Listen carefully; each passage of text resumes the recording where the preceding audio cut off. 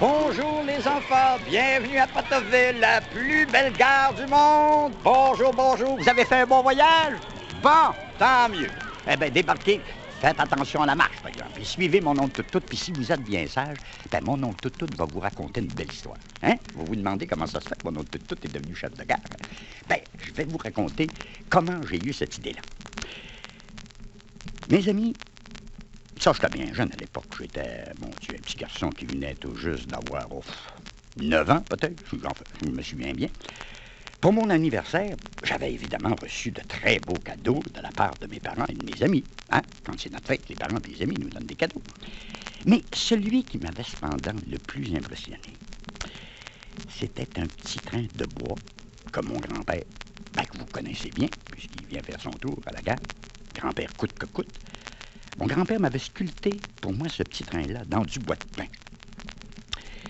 Il faut dire que ce petit train-là, tout peint d'un bleu azur, oh, il était beau, mes enfants.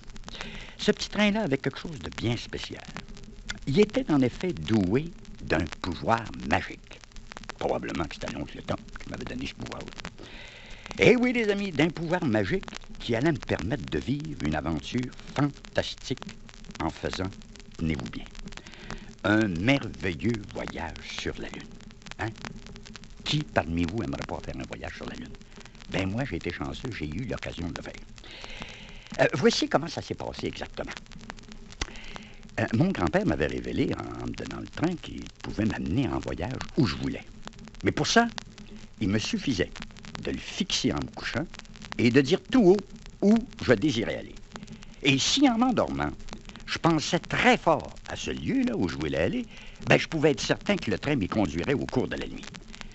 Eh bien, les amis, j'en ai fait l'expérience et, croyez-le ou non, j'ai été réveillé en pleine nuit par une mystérieuse voix qui criait, mais doucement, mon nom. Tout, mon ami tout. Allons, réveille-toi. Le train bleu pour la Lune est là pour toi. Il te suffit d'y monter pour vivre la plus belle aventure de ta vie, le plus merveilleux voyage vers l'inconnu. Surpris, je me lève, encore à moitié endormi, et j'allais à la fenêtre pour constater avec étonnement que mon petit train avait considérablement grandi. J'y montais sans plus attendre, trop heureux de réaliser, en fait, mon plus cher désir. Dans le train, ma surprise, il y avait déjà plusieurs enfants de tous les pays et de toutes les races. Ils me sourièrent tous, et 3 d'entre eux spécialement m'invitèrent à venir m'asseoir. Un petit japonais du nom de Yoko, une petite anglaise du nom de Mary, et un gentil Tunisien portant fièrement le nom de Francis. Voilà les 3 nouveaux amis qui allaient faire avec moi cet extraordinaire périple vers la Lune. Nous nous arrêtâmes une dernière fois au beau pays des neiges éternelles. Ah, c'est depuis ce temps-là que je suis tombé en amour avec l'or blanc, avec la belle neige.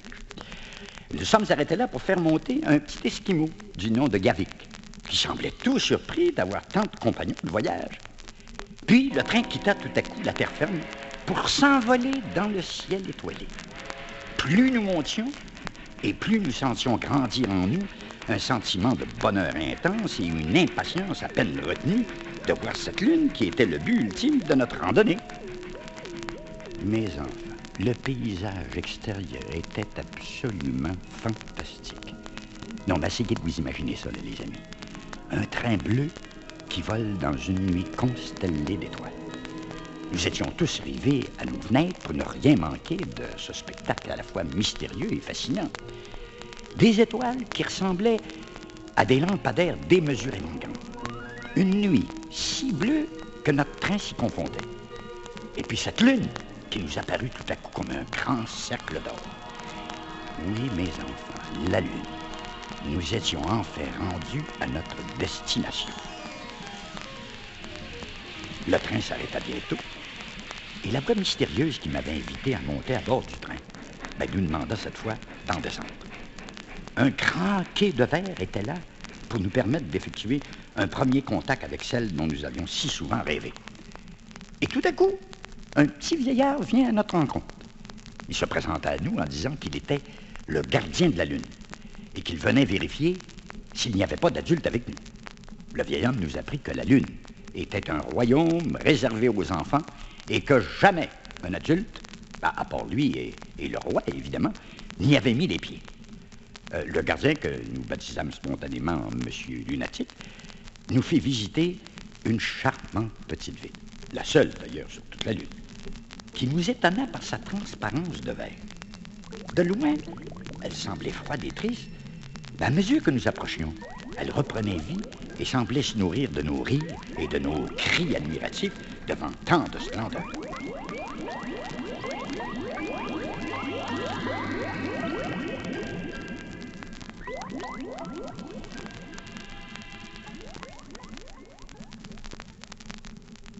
Tout à coup, des trompettes sonnèrent pour annoncer la venue du roi de la Lune.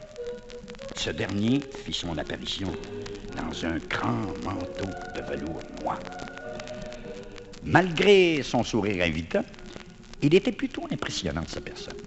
Mais ce qui nous surprit le plus, ce fut de constater que son grand manteau était tellement grand qu'avec il cachait une partie plus ou moins importante de la Lune, selon la façon dont il marchait. Il passa près de nous, à notre surprise, sans s'arrêter. Mais il nous salua d'une grande révérence qui fit la nuit autour de nous. Le vieux gardien nous raconta que le grand roi ne s'arrêtait jamais et qu'il passait tout son temps à faire le tour de son royaume. Et savez-vous pourquoi? C'est parce qu'il était à la recherche de la reine, qui était mystérieusement disparue depuis des siècles et des siècles. Si c'est pas triste, ça. Hein? La reine qui était disparue.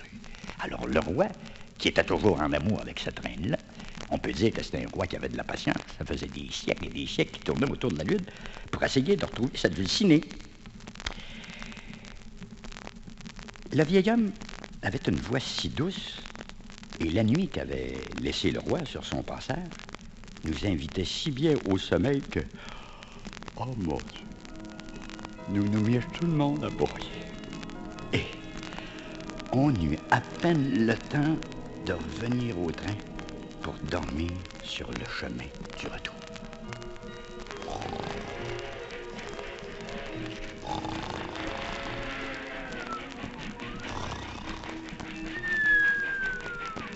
C'est depuis ce temps-là que les trains ont des sifflets.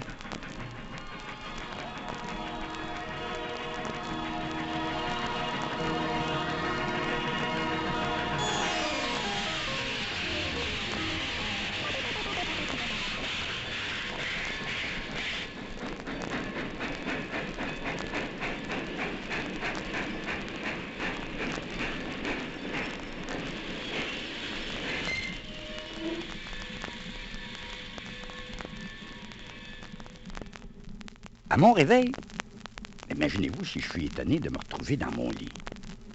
Alors, inutile de vous dire que le plus vite possible, j'ai été raconter mon merveilleux voyage à mes parents. Malheureusement, ils ne voulurent pas me croire.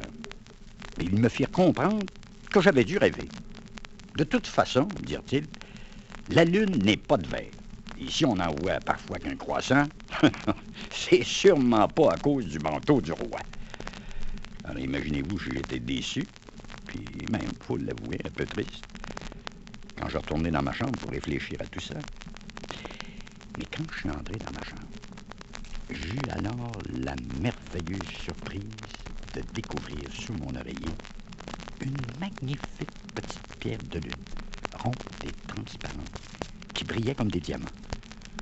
Je sus alors que le vieux gardien m'avait pas menti et qu'il y avait sûrement deux lunes.